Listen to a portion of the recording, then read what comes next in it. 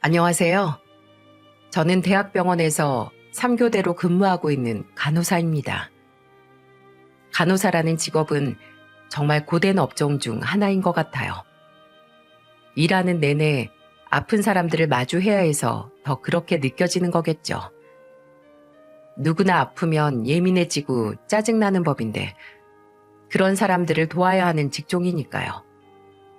저는 병동에서 입원 환자들을 돌보는 업무를 맡고 있어서 특히 더 힘겹게 느껴질 때가 종종 있는데요.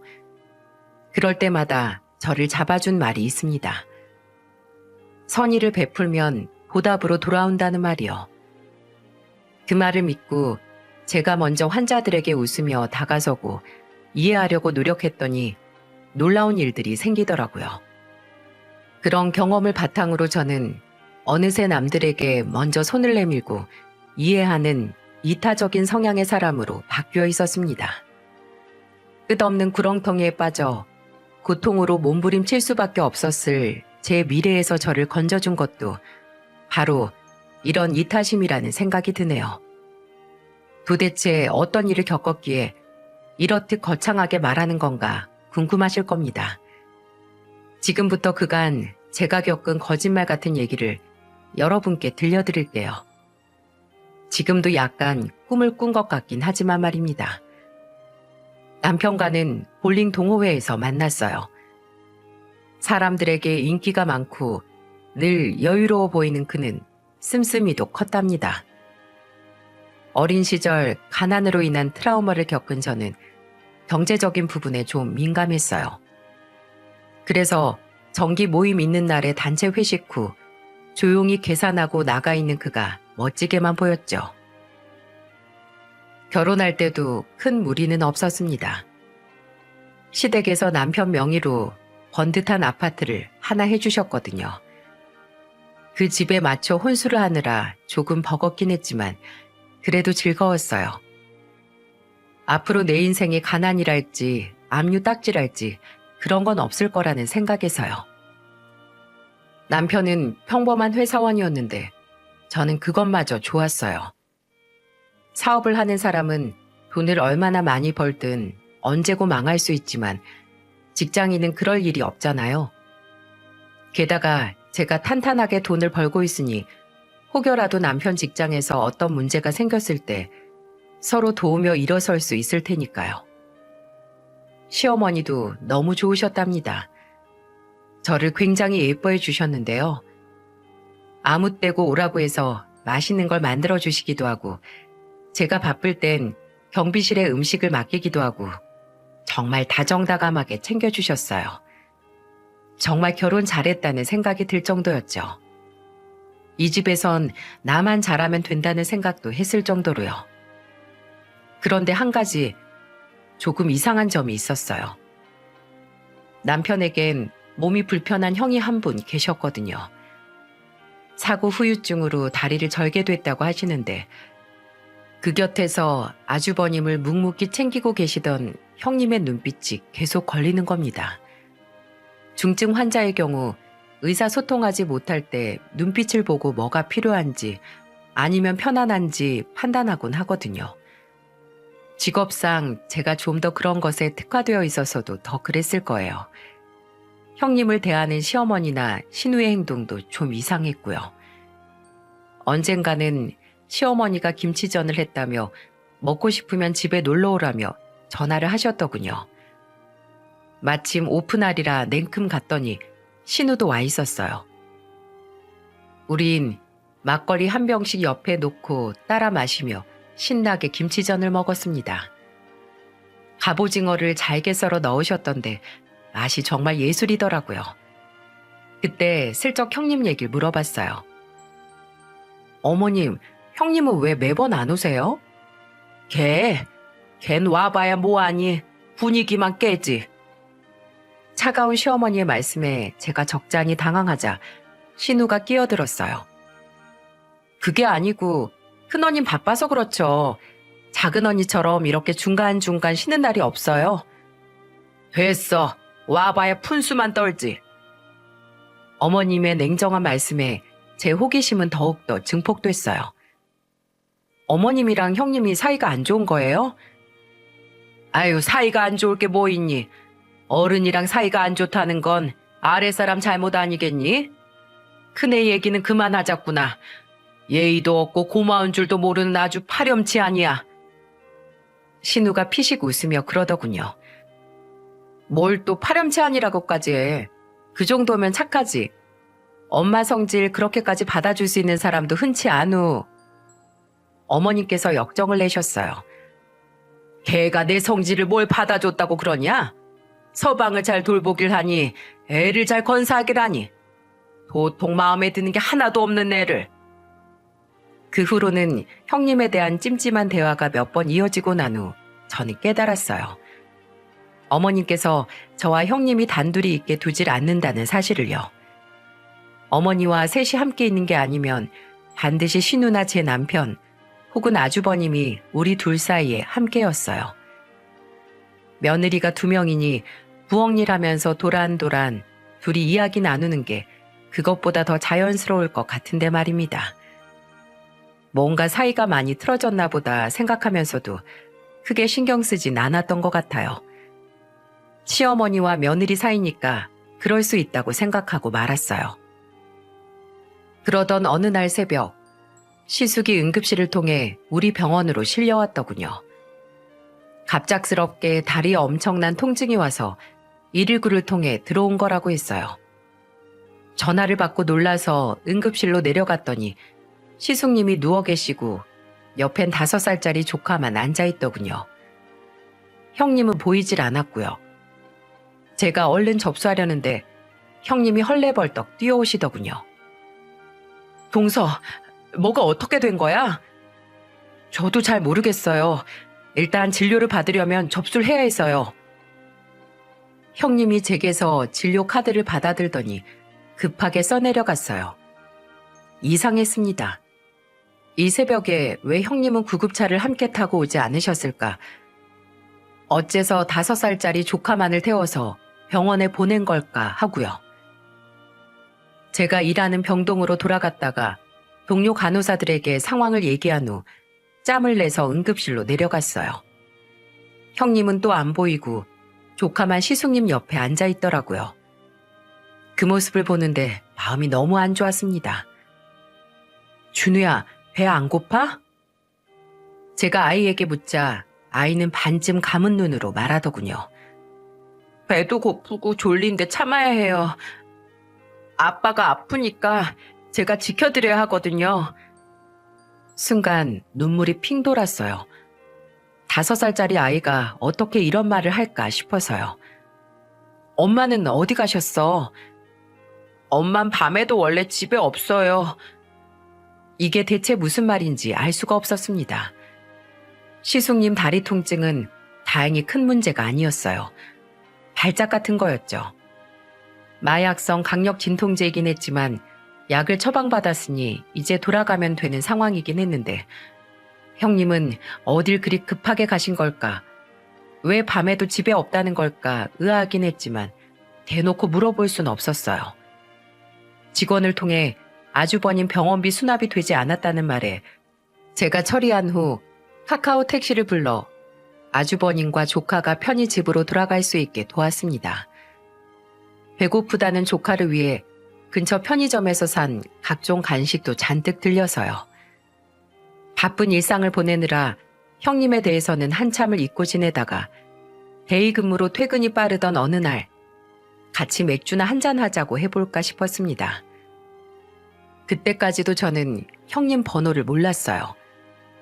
이전에 형님이 진료카드를 쓰며 보호자 인적사항에 자신의 번호를 적던 모습이 생각나 병원 시스템에 접속해 그것을 알아냈죠. 가족인데도 불구하고 번호를 알아내는 데만 반년이 걸린 셈이더군요. 안녕하세요, 형님. 갑자기 전화드려서 놀라셨죠? 지난번에 저희 병원 오셨는데 제대로 챙겨드리지도 못하고 형님 가는 모습도 못 보고 해서요. 아, 동서? 별소리 다 한다. 안 그래도 동서가 병원비 냈다고 해서 감사 인사하러 한번 찾아가려고 했어. 오늘은 시간 어떠세요? 오늘? 형님은 조금 곤란한 듯 보이더군요. 잠시 망설이시던 형님이 말씀하셨어요. 아, 나중에 보자. 시간 내서 내가 곧 한번 연락할게. 오늘 밤에도 나가시려고요? 아픈 아주버님을 어린 조카에게 맡기고 또 어딜 나가시려는 건데요? 라고 묻고 싶었지만 물을 수 없었습니다. 그래 봐야 남의 가정사인데 선을 넘을 순 없으니까요. 이후 형님에게서 연락이 안 올 줄 알았는데 의외로 연락은 굉장히 빨리 왔어요. 다음 날 새벽에 전화가 왔으니까요. 형님, 이 시간에 어쩐 일이세요? 아, 동서, 혹시 자고 있었어? 괜찮아요. 말씀하세요, 형님. 형님은 우물쭈물하더니 굉장히 미안한 목소리로 말씀하시더군요. 동서, 진짜 미안한데 지금 얼른 좀 와서 내 병원비 좀 내줄 수 있을까? 네? 어느 병원에 계신데요? 지금 동선의 병원이야. 바로 갈게요. 사정이야 나중에 들어도 되니 일단은 얼른 가서 정산부터 하자는 마음이었죠. 게다가 제가 다니는 병원에서 그러고 계신다고 하니 시간이 길어지면 괜히 말 나올 게 뻔했거든요. 지난번 시숙님 병원비도 뒤늦게 제가 내는 걸 수납 직원들이 좀 이상하게 봤었으니까요. 병원에 가는 길에 별의별 생각이 다 들더군요. 혹시 형님도 병이 있는 건 아닌가 하는 것부터 시작해서 밤 외출에 대한 것까지 머릿속이 복작복작해지고 말았죠. 출장으로 멀리 가 있는 남편에게 새벽부터 전화해서 이런 것까지 말하기도 좀 뭐해서 혼자 처리하기로 결심하고 발걸음을 서둘렀어요. 병원에 도착하자마자 수납부터 하고 안으로 들어가 만난 형님의 행색은 꼴이 말이 아니었습니다. 처음 봤을 때만 해도 맑은 이미지의 고운 인상이었는데 지금은 마치 이재민 같은 느낌마저 들었거든요. 형님은 눈물까지 글썽이며 고맙다고 연신 고개를 숙이셨죠. 제가 정말 와줄 거란 생각은 못 하셨다면서요. 어쩐지 마음이 아팠습니다. 전화할 곳이 오죽 없었으면 제게 하셨을까 싶어서요. 형님을 모시고 근처 설렁탕집으로 갔습니다. 뭐라도 드시지 않으면 금방이라도 쓰러질 것 같았거든요. 뽀얀 설렁탕 국물을 한 숟가락 뜨려다가 말고 형님이 절 보고 말씀하셨죠. 고마워 동서. 사실은 나 일하다가 쓰러져서. 형님이 눈물을 떨구시며 고개를 숙이셨어요. 그럼 밤마다 일하러 나가셨던 거예요? 밤에 나 나가는 건 어떻게 알았어? 준우가 그러더라고요. 엄마는 밤에도 없다고. 형님이 아하며 탄식을 하더군요. 월세가 밀렸어. 석 달이나. 이렇게라도 안 하면 집에서 쫓겨날 형편이라 물류센터에서 야간 아르바이트하고 있었거든. 형님 낮에도 일하시잖아요. 애 아빠가 일을 못하니까 쪽잠 자며 이렇게 일해도 생활이 어려워. 저는 적잖이 놀랐습니다. 큰아들 내외가 힘든 상황인데 어머니는 왜 보고만 계신 걸까요? 저희에게 고가 브랜드 아파트도 턱턱 사주시는 분께서 말입니다. 준우를 위해서라도 도움을 주실 것 같은데 말이죠. 형님과 사이가 너무 틀어져서 그런 걸까 하는 생각을 하며 저는 조심스러운 목소리로 물었어요. 어디 도움 청하실 곳도 없고요? 결혼하고 친정아버지가 암으로 돌아가셔서 의지할 형제도 부모도 없어. 제가 형님 앞으로 음식을 좀 더 가까이 밀어드리며 말했죠. 형님, 일단 드세요. 금방이라도 또 쓰러지실 것 같아요.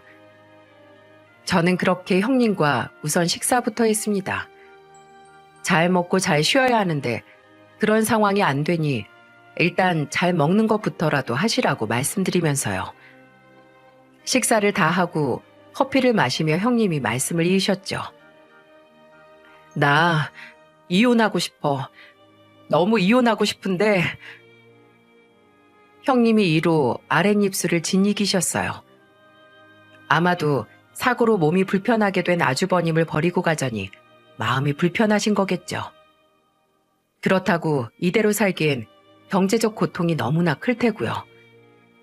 형님이 아등바등하며 돈을 벌러 다니는 그 사이에서 방치되고 있는 준우 때문에도 마음 아프실 것 같더라고요. 뭐라고 말씀을 드려야 할지 몰라 그저 형님 손만 잡아드리고 있었습니다. 동서, 나 유산했었던 거 알지? 나 왜 유산했었는지 알아?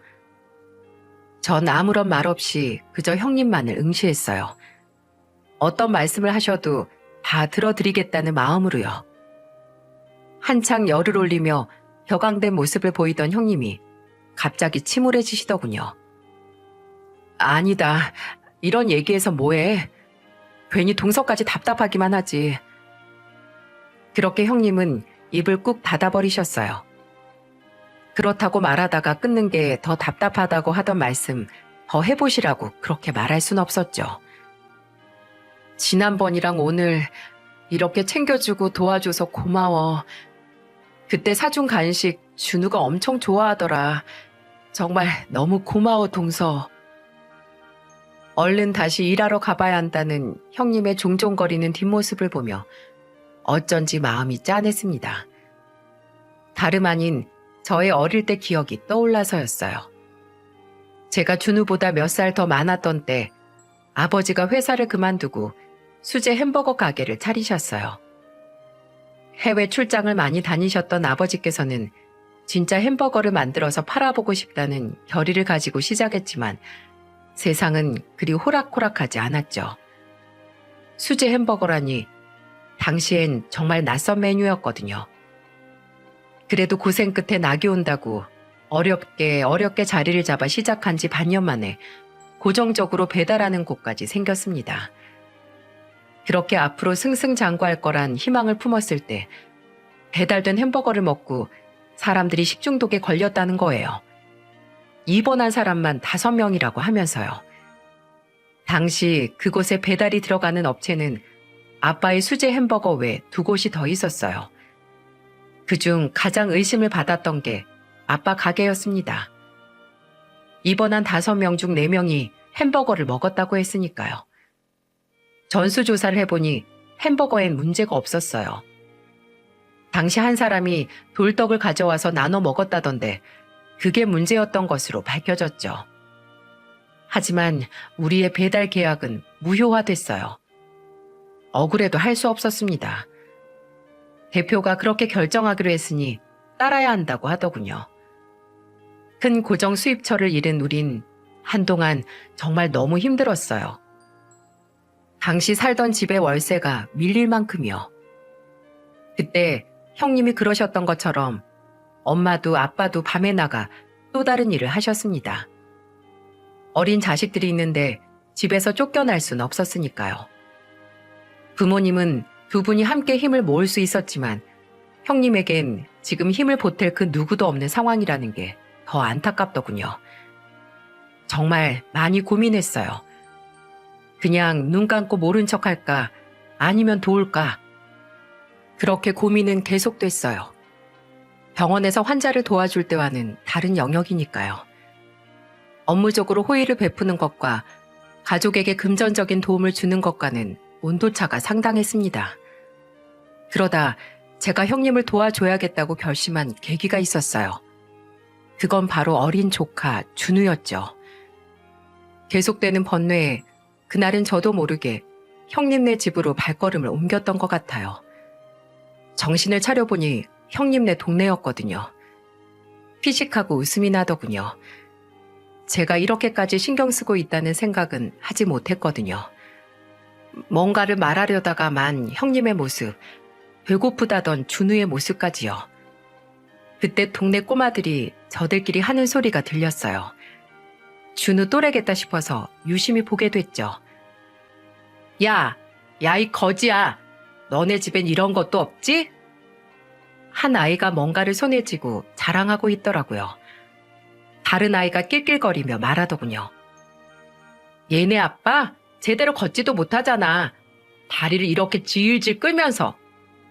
누군가의 걸음을 흉내내는 모습이 너무나 악질이더군요. 요즘은 어린아이들도 이렇게 잔인하구나 혀가 내둘러졌습니다. 그런데 그 아이가 흉내내는 모습이 낯설지 않았어요. 자세히 보니 아주버님의 걸음걸이와 너무도 흡사했죠. 설마 하는 마음으로 아이들의 얼굴을 자세히 들여다봤습니다. 아니나 다를까 놀림을 당하고 있는 아이가 바로 준우였어요. 관망자처럼 아이들을 쳐다보던 저는 삽시간에 아이들 사이를 끼어들었어요. 너희들 지금 뭐 하는 거니? 제가 소리치며 달려드는데도 준우를 놀리던 녀석들은 눈 하나 깜짝하지 않았죠. 왜요? 얘네 아빠 병신 맞거든요. 준우의 얼굴을 보니 눈물이 그렁그렁해져서 금방이라도 울음을 터뜨릴 것만 같았습니다. 화가 머리 끝까지 치솟았어요. 어느 누구라도 사고를 당하면 한순간 장애를 갖게 될 수 있어. 넌 언제까지고 멀쩡할 수 있을 것 같아? 네 가족들은 언제까지고 괜찮을 것 같아서 지금 이 친구를 놀리는 거냐고. 이성을 잃고 말았죠. 어른으로서 좀 더 성숙한 태도로 말했더라면 정말 좋았을 텐데 저는 그렇게 올곧은 사람이 아니었던 것 같아요. 아줌마가 뭔데 이래요? 아이들의 반응 역시 제가 예상한 것과 너무도 달랐고요. 제가 어릴 때만 하더라도 이렇지 않았던 것 같은데 세월의 무상함을 느낄 수 있었습니다.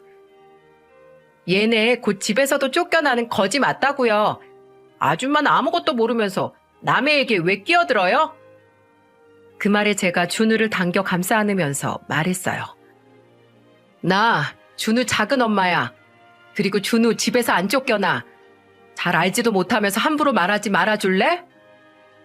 아이들이 입술을 삐죽이며 저를 흘겨보더군요. 너희들 집이 어디니? 부모님들 좀 배워야겠다. 어떻게 친구의 어려운 상황을 가지고 이렇게 놀릴 수 있는 건지 어른들끼리 얘기 좀 해봐야겠어. 그러자 아이들이 잽싸게 도망가더라고요. 한숨을 쉬고 준우를 쳐다봤습니다. 괜찮냐고 물었을 때 준우의 행동이 더 가슴 아팠어요. 괜찮아요, 작은 엄마. 그냥 쟤들 심심해서 저러는 거예요. 아무 말도 안 하면 재미없어져서 금방 그만두거든요. 그러면서 오히려 저를 위로하더니 집으로 들어가는 거였어요. 그날 이후로도 못난 저는 며칠이나 생각에 잠겨 있었습니다. 결국 저는 병원에서 하듯 형님께도 선의를 베풀기로 결정했습니다. 어린 준우를 위해서라도요. 결심하자마자 전 제 비상금 통장에서 200만 원을 인출했어요. 월세까지 밀릴 상황이면 다른 공과금도 밀려 있을 게 뻔했거든요. 괜히 섣부르게 통장으로 돈을 넣으면 여기저기서 자동 인출되는 바람에 정작 월세를 낼 돈은 남아있지 않게 될 수도 있었습니다. 제 경험상으로는 그랬어요. 그래서 돈을 들고 직접 형님께 찾아갔죠. 형님께 이 돈으로 바로 월세 내라고 하면서요. 그가 밀린 거 이거면 되냐고 했더니 형님은 눈물을 뚝뚝 흘리면서 고개를 끄덕이셨습니다. 어쩌면 준우에게서 어릴 적 제 모습이 보여 더 도와주고 싶었는지도 모르겠어요. 형님은 바로 위층으로 올라가 주인집 할머니에게 봉투를 드리더군요. 제 가슴이 다 시원해지는 듯 했어요. 이때까지도 저는 모르고 있었어요. 이 돈 200만 원이 제 인생을 구제해 줄 거란 사실을 말이에요.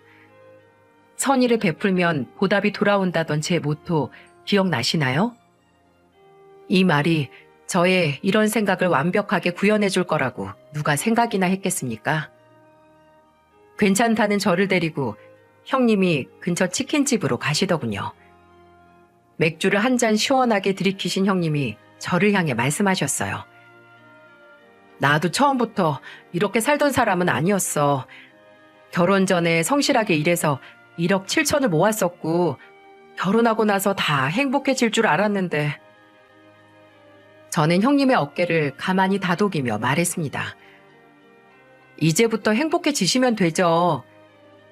형님은 조금 비장해진 표정으로 말했어요. 동서, 절대 시댁 식구들 믿지 마. 서방님도 믿지 말고 쪽박 찰 수 있어. 네? 그게 무슨 말씀이세요? 형님은 제게 그간 있었던 사실을 모두 말씀해 주시더군요. 정말 믿지 못할 사실들을 말이에요. 지난번 저에게 말하려다 말았던 그 엄청난 사실들이 형님을 통해 제게로 쏟아져 나왔습니다. 동서, 결혼할 때 시댁에서 집 사줬지? 그것도 상당히 비싼 아파트로. 네. 형님이 피식 웃으시더군요. 등본 떼봤어? 정말 서방님 이름으로 된 집인지? 나한테도 그렇게 말했었거든. 남편 명의로 집을 사준다고. 그 집에 맞게 열심히 혼수를 채웠지. 버거웠어도 행복했어. 근데 알고 보니 그 집 월세였던 거야, 월세. 그때부터 지금까지 난 이렇게 월세 내느라 버둥거리며 살고 있고. 저는 충격으로 아무런 말도 할 수 없었어요. 형님 말씀대로 등기부 등본을 떼볼 생각은 안 해봤거든요. 왜 그런 기본적인 것조차 해보지 않았을까요? 요즘은 인터넷으로 들어가도 손쉽게 확인 가능한 건데. 게다가 도련님, 그냥 회사원인 걸로 알고 있지? 회사에 가본 적은 있어? 이번엔 또 뭘까 싶어서 저도 모르게 긴장이 되더군요. 나도 내 남편 그냥 보통 회사원인 줄 알았어. 근데 알고 봤더니 다단계로 사기치는 놈이었던 거야. 저 사람 다리가 왜 저렇게 된 줄 알아? 남들 돈 사기쳐 먹고 피해자들 피해 도망 다니다가 차에 치여서 저렇게 된 거라고. 형님은 맥주를 한 잔 더 벌컥벌컥 마시더니 말을 이었습니다. 저는 충격으로 그 어떤 말도 할 수가 없었고요. 서방님도 전에 내 남편 하던 것과 같은 일 하고 있었을 거야. 한번 알아봐. 손이 덜덜 떨려왔어요. 이때까지도 다 거짓말이라고 말해주길 바랐죠. 형님은 계속해서 말씀을 이어갔습니다. 시모가 제일 악질이야. 음식 솜씨 좋아서 전에 식당을 한 적이 있거든. 주변 사람들 모아서 개를 크게 하더라고. 문제가 생길 줄 알았지. 그 여자가 어떤 여잔데. 결국 대단한 우리 시모가 갯돈을 들고 튄 거 아니겠어? 잡혀서 빵에서 살다 나왔잖아. 1년 반쯤 살았지 아마. 전과자야 그 여자. 그때 그 여자가 해먹은 돈 때문에 자살한 사람도 몇몇 있었을 정도였어. 뭐라고요? 그뿐이 아니야. 나 유산시킨 사람도 바로 시모였어. 주는 낳기 전에 임신했을 때 그때 내가 돈 안 해준다고 찾아와서 발로 배를 차고 주먹으로 등을 치고 뺨 때리고 그렇게 유산된 거야. 시모가 나 폭행해서. 너무 많은 얘기를 한꺼번에 들어 정신이 없었지만 반드시 진실을 확인해야 한다고 생각했어요. 형님과 헤어지고 집으로 돌아가는 동안에도 형님이 했던 말들이 머릿속에서 떠나질 않더군요. 동서가 들어오고 나서 저들끼리 웃으며 하는 소리 들었어. 새로운 먹잇감이 나타났다고. 이제 숨 좀 트이겠다고. 머리를 세게 한 대 맞은 느낌이었습니다. 굉장히 충격적이었죠. 그래서 하나하나 확인해 보기로 했습니다. 걷다 말고 그 자리에서 우뚝 서서 모바일용 인터넷 등기소를 통해 제가 살고 있는 집의 등기부 등본을 열람해 봤어요. 그런데 형님 말이 맞더군요. 그 길로 친정으로 가 부모님께 이 모든 사실을 말씀드렸습니다. 부모님도 말을 잊지 못하시더라고요. 다 같이 다시 한 번 더 확인해 봤는데도 집의 명의는 전혀 모르는 다른 사람의 것이 맞았어요. 엄마가 제게 물으셨습니다. 결혼할 때 우리랑 약속한 거 2가지. 그건 지키고 있지? 비장한 표정으로 묻는 엄마를 향해 제가 대답했습니다. 네. 처음에 저는 몰랐어요. 부모님이 제게 결혼 허락 조건으로 내걸은 2가지 때문에 결국 제 삶을 이 구렁텅이에서 빠르게 빼낼 수 있을 거란 사실을요. 결혼 전 부모님께 남편을 소개해드렸을 때 2분은 어쩐지 개운치가 않다고 하셨습니다. 정확하게 말할 수는 없지만 뭔가 느낌이 별로 좋지 않다는 말씀을 하시는 거예요. 당시 저는 남편에게 온통 마음이 뺏겨 있었던 터라 2분의 그런 태도가 달갑지 않았어요. 괜히 트집을 잡으려고 이러시나 퉁퉁한 마음도 들었죠. 말려도 안 될 거라는 걸 직감한 저의 부모님은 앞서 언급했듯 제게 2가지 조건을 내걸으셨어요. 첫째, 혼인신고하지 말 것. 일단은 법적 부부로 묵지 말라는 거였습니다. 어차피 시댁에서 집을 사준다고 하니 신혼부부 대출에 서류를 낼 일도 없지 않니? 이렇게 설득하시던 엄마의 목소리가 지금도 귓가에 선명하네요. 두 번째는 결혼 후 최소 1년 동안 임신하지 않는 것이었어요. 그것도 알겠다고 하자 엄마는 제 손을 잡고 근처 산부인과로 가셨죠. 그리고 팔뚝을 미세하게 절개해서 임플란론을 삽입하는 시술을 받게 했답니다. 3년간 피임 효과가 있는 보조장치였어요. 덕분에 저는 남편과 혼인신고도 되어 있지 않고 임신도 하지 않았기 때문에 아무런 법적 절차 없이 깔끔하게 헤어질 수 있었습니다. 하지만 마지막으로 확인해보고 싶은 게 있었어요. 정말 그 사람이 사기꾼인지 다닌다는 회사가 남을 등쳐먹는 다단계인지 말입니다. 그래서 저는 아무것도 모르는 척 집으로 돌아갔어요. 어차피 물건들도 챙겨야 했고요. 오늘 그 사람이 출장해서 돌아오는 날이거든요. 형님 말대로 부모님은 남편 회사로 직접 가보겠다고 하셨고요. 집에 들어가니 남편이 이미 출장해서 돌아와 있더군요.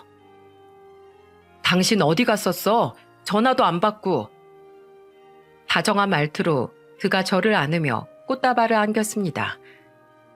이전과 같았다면 전 정신 못 차리고 행복해했겠죠. 모든 진실을 알고 있는 지금은 완전히 달라졌지만은요. 좀 바빴어. 병원에 갑자기 비상이 걸려서. 하긴 병원 일이라는 게 좀 그렇긴 하겠다. 당신 피곤해서 어떡해? 표정 관리가 잘 되진 않았지만 최대한 침착하게 말했어요.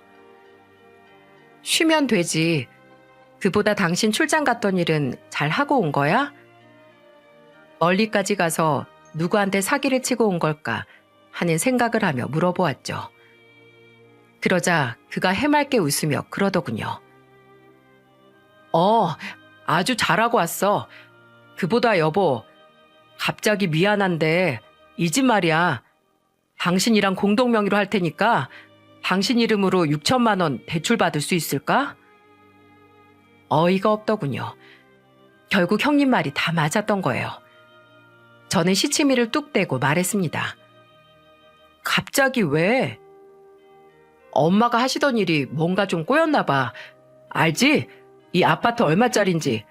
그깟 6천 별거 아니야. 어차피 공동명의로 넘기면 당신한테 한 4억 정도 생기는 거니까. 그렇게 큰 돈을 어머니가 나한테 왜? 복잡하게 공동명의로 돌리지 말고 차라리 집을 담보로 당신 이름으로 대출을 받는 게 낫지 않아? 남편이 순간 당황하더군요. 그건 좀 어려워. 왜? 설명하기 좀 어려운 여러 가지 이유가 있거든. 제가 집의 등기부 등본을 그의 앞에 던지며 말했습니다. 여러 가지 이유는 무슨, 명확한 한 가지 이유가 있겠지. 이 집이 네 명의가 아니라는 거. 남편의 눈이 순간 휘둥그레지더군요. 그런 남편에게 제가 말했습니다. 왜 놀라? 이까짓 거 요즘 모바일로도 다 볼 수 있는 간단한 건데 내가 안 속을 거라고 예상 못해서 놀라는 건가? 무슨 소리야 여보. 이거 내가 다 설명할 수 있어. 이거 지금 우리 먼 친척 어른 명의로 되어 있는 건데 당신은 충분히 오해할 수 있겠다. 예전부터 좀 얽힌 재산 문제가 있었는데 그것 때문에 몇 가지 명의가 좀 엇갈렸거든. 그분 재산 중에 내 명의로 된 것도 보여주면 나 믿겠어? 이렇게 또 사기를 치려고 하더군요. 실제 사기꾼을 모티브로 만들었다던 영화가 생각났습니다. 그 사기꾼이 영화 속에서 한 말이요. 마음만 먹으면 하나님도 속일 수 있다던 말. 제가 형님에게 진실을 듣지 않았고 여전히 그를 사랑하는 마음이 가득했다면 믿고 싶었을 거예요. 남편이 거짓을 말할 리 없다고 믿다가 결국 사기당해서 만신창이가 됐겠죠. 형님처럼 말입니다. 그때 부모님으로부터 전화가 오더군요. 저는 얼른 전화를 받았습니다. 네 형님이라는 사람이 한 말이 다 맞아. 여기 제대로 된 회사도 아니고 무슨 유령 회사 같은데 서류 조각이 날아다니고, 아유, 정말. 알았어요, 엄마. 고마워요. 그렇게 전화를 끊고 저는 남편을 향해 말을 이었어요. 설마 했는데 당신 다단계 회사 관리자가 맞나 보네. 사람들 등쳐먹고 물건 비싸게 팔다가 문제 생길 것 같으면 사무실 비우고 날라버리는 그런 거. 이번에도 정리할 타이밍인가 봐. 지금 사무실이 휑하다는데. 남편이 당황하며 말을 더듬더군요. 그게 무슨 소리야? 어디서 이상한 소리를 듣고 와서 이러는 거냐고 지금. 아니야 여보. 오해야 오해. 우리 결혼이 오해였던 것 같다. 혹시 더 설명할 거 있어? 내가 또 알아야 할 거라던가. 남편이 횡설수설하기 시작하더군요. 당황한 나머지 뭐라고 변명해야 할지도 잘 모르겠는 그런 표정이었어요. 그런 남편을 향해 제가 단호한 목소리로 말했습니다. 우리 혼인신고 안 되어 있는 거 알지? 아직 아기도 없고. 정말 하늘이 날 도왔네. 내가 해온 혼수 최대한 빠른 시일 내로 다 처리할게. 그렇게 집에서 나가려고 하자 남편이 절 잡더군요. 뭐라고? 우리가 혼인신고가 안 되어 있다고? 험악한 표정이 곧 한 대 치기라도 할 것 같았어요. 저는 최대한 무덤덤한 표정으로 말했습니다. 사실혼 관계야 우리. 동거 몰라? 그리고 그에게서 팔을 잡아채고 몸을 돌렸죠. 제발 여보, 당신 누구한테 무슨 소리를 듣고 이러는 거야 지금? 낮게 울리는 남편의 목소리에 소름이 끼쳤어요. 끝까지 이럴 요량인가 보더군요. 그럼 모든 걸 걸고 솔직하게 나한테 숨기는 거 없다고 말할 수 있어? 단숨에 대답하는 그를 보니 한숨이 나왔습니다. 대체 저는 어떤 사람과 살아왔던 걸까요? 제발 사람답게 살아. 저는 그대로 집을 빠져나왔어요. 더는 상대하고 싶지 않았거든요. 병원에도 휴가를 신청했습니다. 며칠 후 이삿짐 센터 직원들과 다시 그 집을 방문해 제 물건들과 각종 가전제품, 가구를 뺄 때도 남편은 보이지 않았어요. 이렇게 끝이구나 허탈하기도 하더군요. 담담하게 적고 있지만 이 시기에 제 마음을 뭐라 표현할 수 있을까요? 정리되지 않은 감정과 또 받아들이기 힘든 진실로 하루하루 버겁게 살아가고 있었어요. 지혜로운 부모님 덕으로 똥물에 몸을 완전히 적시진 않았다는 감사를 꾸역꾸역 해대면서요. 형님이 보고 싶었습니다. 저를 도와주신 형님이요. 전화를 해도 받지 않기에 터벅터벅 형님 댁으로 갔다가 저는 입을 다물 수 없는 광경을 보고 말았어요. 시모가 난동을 부리고 있었거든요. 형님 머리채를 잡고 뒤흔들며 악을 바락바락 썼습니다. 니년이 다 말했지? 그렇지 않고서야 그 순진하고 멍청한 게 그렇게 속속들이 다 알 수가 없어. 왜 말했어? 머리에 돌만 든 게야? 니년 때문에 우리가 입은 피해가 얼마나 되는지 알아? 이래서 둘이 붙어먹지 못하게 하려고 그렇게 애를 썼는데 감히 네가 초를 쳐? 살림살이 마구 던지고 부수는 그 모습을 어린 준우가 멀거니 다 보고 있더군요. 구경하는 그 누구도 그 작은 어린아이 하나 지켜줄 생각은 하지 않고 있었어요. 제가 얼른 달려가 준우를 품에 안았어요. 제가 누군지 확인하더니 준우가 저를 꼭 안았습니다.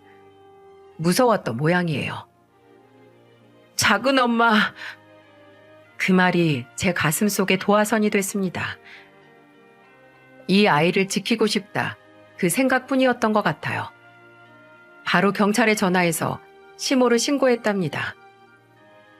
신고하는 중에 시모가 쩍소리 나도록 형님의 뺨을 때렸어요. 그러자 형님이 자리에서 벌떡 일어나시더니 팔을 뒤로 빼 풀스윙으로 시모의 싸대기를 날렸습니다. 작은 몸집의 시모가 뒤로 나가 떨어지더군요. 시모가 곧장 일어나 형님에게 달려들자 형님이 시모의 머리채를 잡았습니다. 야 이년아, 이거 안 놔? 넌 애미 애비도 없냐? 그래, 없다. 나 천에 고아라는 거 알아서 니들이 그렇게 더 빨아먹은 거 아니야. 이 벌레만도 못한 거사. 형님이 한 손으로 시모의 머리채를 잡은 채 다시 한번 뺨을 억세게 치더군요. 그동안의 울분이 폭발한 것 같았습니다. 곧이어 도착한 순경들에 의해 경찰서에 끌려가서도 시모는 바락바락 소리를 지르며 자기는 죄가 없다고 울부짖었어요. 꼴이 참 볼만했답니다. 한쪽 눈은 멍이 들고 머리는 다 쥐어 뜯긴 채로 옷은 늘어져 있었거든요. 형님과 시모는 제가 그 자리에 있었다는 걸 경찰서에 와서야 알아채더군요. 시모는 날 보자마자 오해라며 자기랑 얘기 좀 하자 비굴하게 굴었고 형님은 씩 웃으셨어요. 형님의 그 모습이 어쩐지 멋져 보이기까지 했습니다. 경찰이 시모와 형님 그리고 저를 한 사람씩 면담했어요. 그리고 상황을 알게 된 경찰이 제게 그러더군요. 정말 귀인을 만나셨네요. 형님이라는 저분 지금 신용불량자예요. 죄다 뜯겼어요. 이 정도면 사람이 돌만하지, 돌만해. 신용불량자라니 제 마음이 무거웠습니다. 이게 제 인생이 될 수 있었기에 더 참담했죠. 제가 형님의 월세를 대신 내드려야겠다는 생각을 하지 않았다면 형님이 그 돈을 받고 제 마음의 감동에 진실을 알려주지 않으셨다면 저는 과연 어떻게 되었을까요?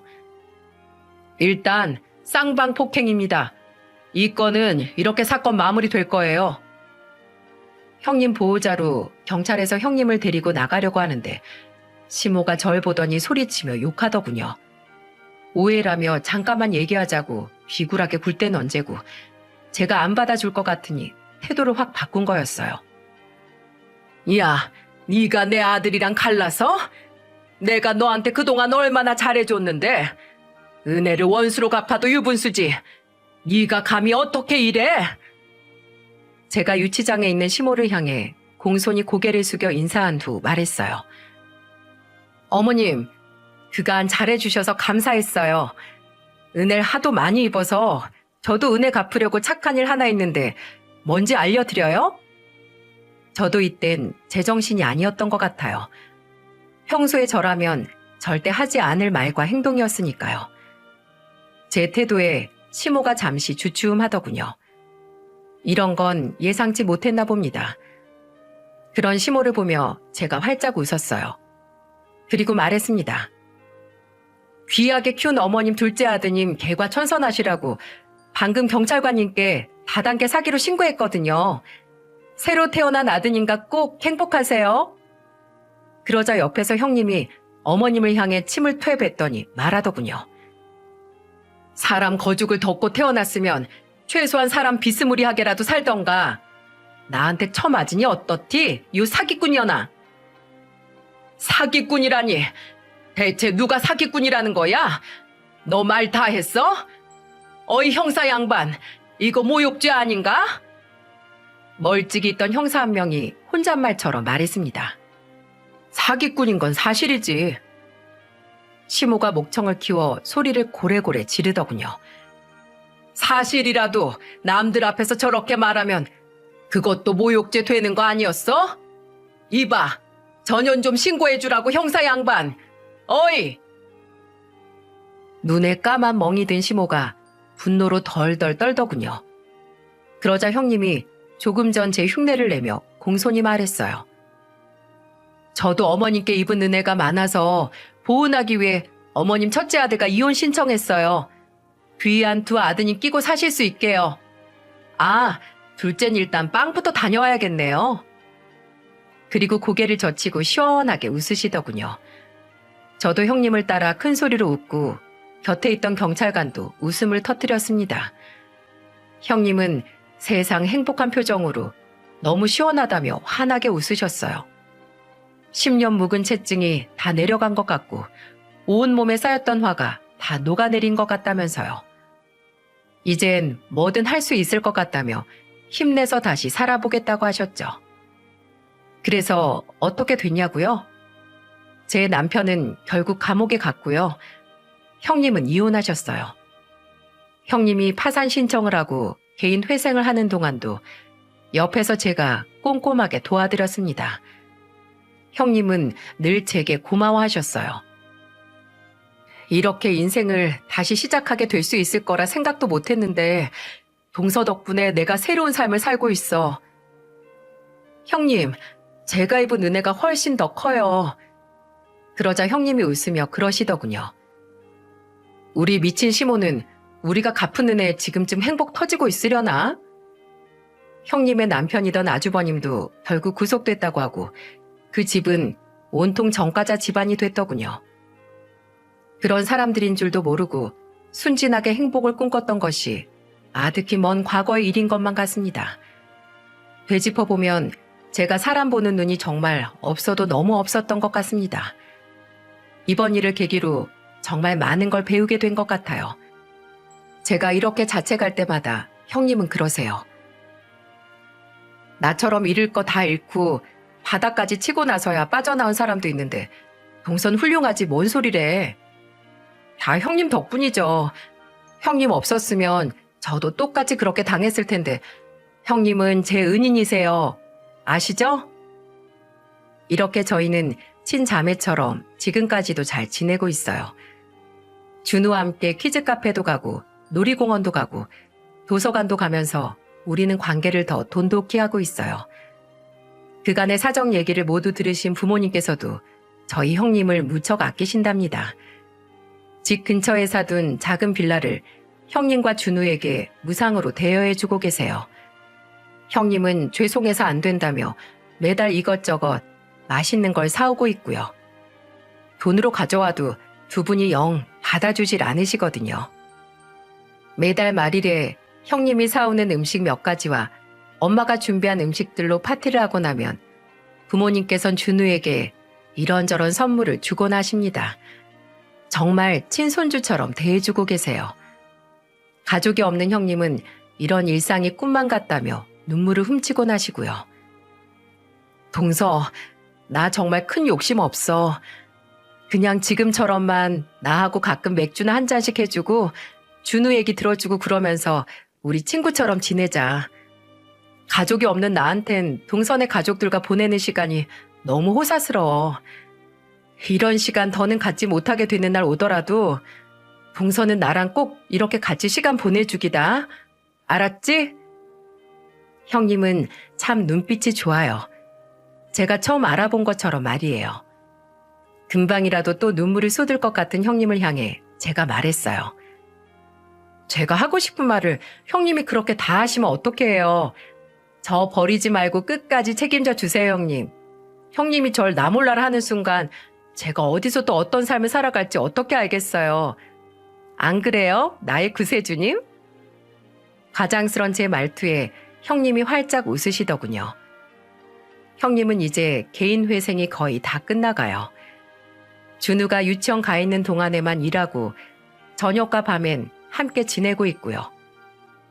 저는 형님과 계속 이렇게 가족처럼 친구처럼 언니 동생하며 잘 지낼 거랍니다. 제 얘기를 듣고 형님이 그간 그 가족들에게서 벗어나지 못한 걸 두고 답답하다고 하실 분이 계실지도 모르겠네요. 세상에 믿고 의지할 누군가가 단 한 사람도 없을 때 느끼는 그 막막함을 알지 못하기에 저는 함부로 말하지 않기로 했습니다. 형님이 알려준 것들이 모두 진실이고 제가 알고 있던 것들이 모두 거짓이라는 걸 알게 됐을 때 제가 가장 먼저 찾은 사람이 부모님이셨으니까요. 부모님이 안 계셨다면 전 어떻게 했을까요? 솔직히 모르겠습니다. 다만 어려웠던 시절의 기억을 잊지 않고 형님의 고통을 공감했던 저 자신은 많이 칭찬해주고 싶어요. 형님도 그런 제 마음을 알아보고 절 살려주셨을 테니까요. 그런 말이 있대요. 아직 사기를 당하지 않은 사람은 그저 운이 좋았을 뿐이라는 말이요. 내가 잘나서 똑똑해서 사기꾼을 피해간 게 아니라 그저 운이 좋아서 그런 사기꾼들의 눈에 안 띄었다는 뜻이겠죠. 앞서 적은 것처럼 오죽하면 그 유명한 사기꾼이 그런 말까지 했을까요? 작정하고 속이면 하나님도 속일 수 있다고 말이에요. 그러니 형님도 저도 이제 자책은 하지 않기로 했어요. 행복하게만 살기로요. 긴 사연 들어주신 여러분께도 감사드립니다. 그럼 남은 오늘 하루도 행복하세요.